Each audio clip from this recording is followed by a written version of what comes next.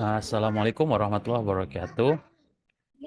Perkenalkan, saya Muharman Lubis, PSD.IT, dosen yang mengampu mata kuliah Research Methodology untuk Magister Sistem Informasi. Pada kesempatan kali ini kita akan ngebahas terkait dengan modul 1, yaitu State of Art for Research. Oke, untuk bagian yang pertama, kita akan membahas terkait dengan orientasi penelitian.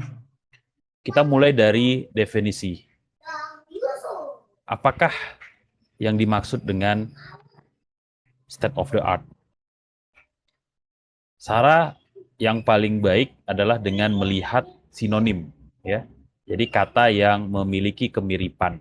Nah, apa aja kata yang memiliki kemiripan? Salah satunya adalah seperti cutting edge, atau leading edge, atau bleeding edge, atau luxury goods, high end, progressive, contemporary, innovation, and modern. Nah, dari kata-kata ini kita bisa mengambil kesimpulan ya terkait dengan intention ataupun definisi terkait dengan konsep state of the art. Oke. Sehingga dari cutting edge, leading edge, kita bisa melihat ada tingkatan ya tertinggi yang diinginkan di sana. Ya, sesuatu yang extraordinary ketika dibandingkan dengan konsep-konsep yang lain. Ya, konsep umum yang sedang berkembang, apakah dari sisi teknologi, apakah dari sisi kemajuan perangkat, ya, apakah dari sisi kebaikannya dibandingkan dengan ekosistem yang lain, dan seterusnya. Ya, dan ini tentunya proses komparasinya secara ilmiah dan sistematis pada waktu atau momen tertentu. Atau selain terkait dengan hal yang tertinggi, bisa juga terkait dengan hal yang novel. Tadi kita sudah bahas ya terkait dengan hal yang tertinggi atau terkait dengan novelty. Nah, novelty ini menuntut adanya keterbaruan ya ataupun keterkinian. Ya, ini sama juga dengan alternatif ya. Jadi dia secara paralel ya. Kalau alternatif, sementara kalau terkini dibandingkan dengan yang lain ada sesuatu yang baru ya yang dikonsepkan di sana yang tentunya menambah baik ya atau berbeda dengan yang ada sekarang ya baik dari sisi teknologi ataupun perangkat. Bisa juga terkait dengan relevansi ya state of the art mengarahkan kita kepada kaitan gitu. Apakah secara kontekstual ya settingnya berbeda tetapi teori ataupun bahasan teknologinya sama ya ataupun tadi sudah disebutkan terkait dengan alternatif. Jadi padanannya apa gitu, di mana kita mau melihat suatu hal dari perspektif kompetitornya, dari perspektif teori-teori lain yang berusaha untuk memberikan perbedaan dari teori yang sudah ada ataupun dari teknologi yang sudah ada. Ataupun yang paling sederhana, ya state of the art itu memberikan solusi ya dari suatu metodologi umum ya tentunya pada waktu atau periode tertentu sebagai landasan atau basis suatu pembuktian. Nah, state of the art ini sekarang jamak ataupun sering ya digunakan dalam penelitian walaupun ada kecenderungan ya lebih mengarah kepada novelty. Tapi sesungguhnya keterbaruan ataupun keterkinian itu tidak hanya bisa dilihat dari satu sisi ya, melainkan juga dari aspek-aspek yang lain seperti yang tadi sudah disebutkan. Oke. Nah, istilah ini seringkali digunakan dalam marketing ya, advertising ataupun prasa-prasa yang sangat signifikan digunakan pada ganti rugi ataupun hukum paten. Ya. Kemudian kita juga bisa melihat definisi dari penelitian ya, research dari sinonim, yaitu revisi, eksperimentasi, inquiry, investigasi, discovery, interpretation of the fact, ataupun aplikasi yang sifatnya praktikal. Nah, kalau sudah seperti ini, kita bisa menggambarkan dalam benak kita apa sih kira-kira definisi dari penelitian.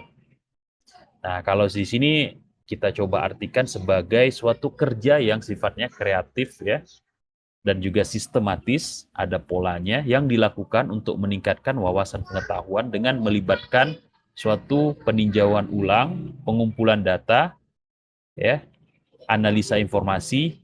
Nah, di sini sifat-sifat yang harus ada dalam suatu kerja tersebut ya, atau dalam penelitian ya, yaitu teliti, jadi truly, ataupun terperinci, yaitu detail, ataupun konsisten, yaitu coherent, ataupun tepat ya, akurat ya, dan juga cermat. Yang tujuannya pasti mau meningkatkan pemahaman tentang suatu hal ya, dengan interpretasi yang kita anggap ada kesesuaian di dalamnya. Dan juga terkait dengan perluasan dari pekerjaan sebelumnya atau yang sudah dilakukan pada penelitian-penelitian terdahulu ya, dan bisa sifatnya pengujian validitas ya, apakah tools ataupun instrumen yang telah dibuat itu bisa kita pakai bila-bila masa ataupun pada konteks yang berbeda, atau prosedurnya, atau bahkan eksperimen ya, yang sifatnya kita berusaha untuk mereplikasi elemen-elemen studi sebelumnya ya, tentunya dengan modifikasi ataupun penambahan-penambahan. Oke, ada juga definisi yang harus kita ketahui ya, karena penelitian ini terkait dengan tingkatan ya, terkait dengan background dan juga terkait dengan prodi yang menyelenggarakan. Nah, kalau kita katakan tugas akhir, maka ini lebih kepada penerapan ya, suatu teori atau suatu metode, jadi eksekusinya. Yang eksekusi itu mau tidak mau akan menghasilkan kesimpulan. Atau project capstone ya, ini terkait dengan tugas yang sifatnya kulminasi. Nah, tentunya apa yang sudah dipelajari akan dipraktekkan di sini. Dan ini sebagai bagian dari pembelajaran untuk memberikan pengalaman. Ataupun ada juga istilah yang kita kenal dengan laporan putih, ya, di mana ini lebih kepada petunjuk ataupun pedoman, ya, yang didasarkan kepada penelitian-penelitian yang sudah ada gitu, atau hasil-hasil yang telah didapatkan dengan suatu metode tertentu yang tujuannya pastinya pengambilan keputusan. Jadi bukan hanya sekedar kesimpulan yang sifatnya kontributif atau memberikan manfaat, tetapi lebih spesifik kepada suatu organisasi atau perusahaan. Nah, ada juga istilah jurnal ya, di mana ini terkait dengan penjelasan mengenai suatu topik ya yang menarik dan sangat diminati. Jadi ya hasil akhir ataupun pembahasan ya, diskusi terkait dengan topik-topik. Ya, tugas akhir padanannya biasanya skripsi ya.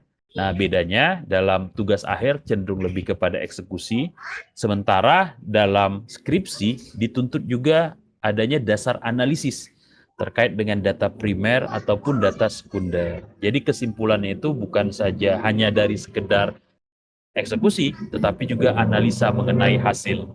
Kemudian ada juga tesis ya, yang sifatnya proposisi yang membentuk tahap awal dalam proses penalaran dialektika ya, dan juga terkait dengan kontribusi ya atau manfaat yang tervalidasi baik dari sisi lingkungan, organisasi ataupun akademisi.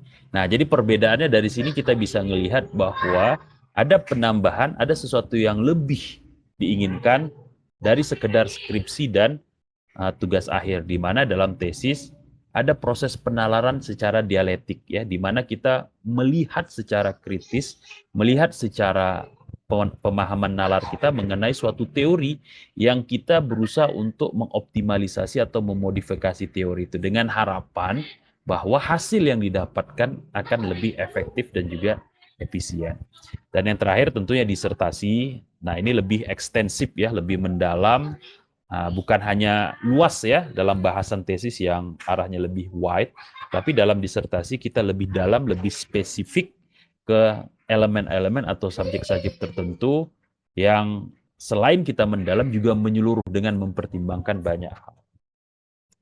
Oke, jadi pertanyaan berikutnya adalah kenapa sih penting kita melakukan suatu penelitian mengenai suatu masalah atau suatu topik yang menarik?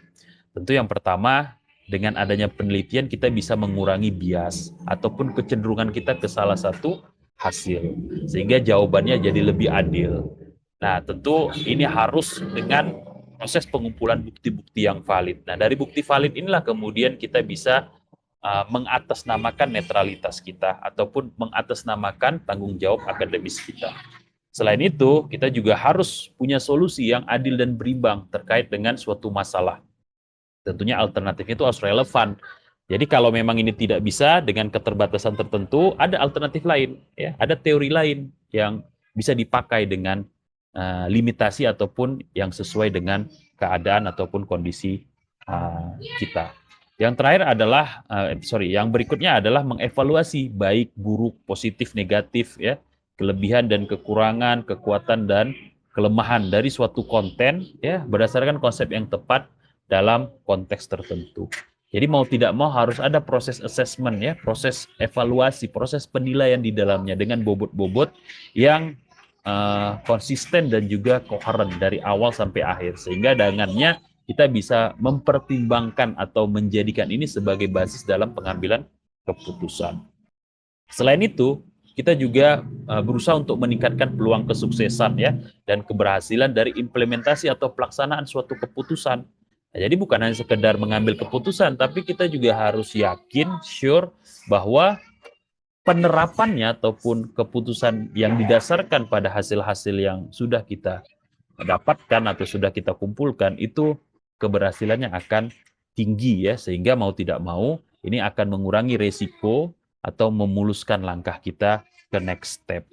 Dan yang terakhir adalah menunjukkan wawasan dan pengalaman, ya, dengan melakukan penerapan teori berdasarkan realitas, ya. Ujung-ujungnya pasti akan terkait dengan diri kita sendiri sebagai seorang peneliti, di mana kita berusaha untuk menjadi lebih baik lagi, ya, menjadi lebih bijak lagi, menjadi lebih tenang, ya, menjadi lebih hati-hati, dan juga menjadi lebih baik, ya, dalam menimbang suatu hal.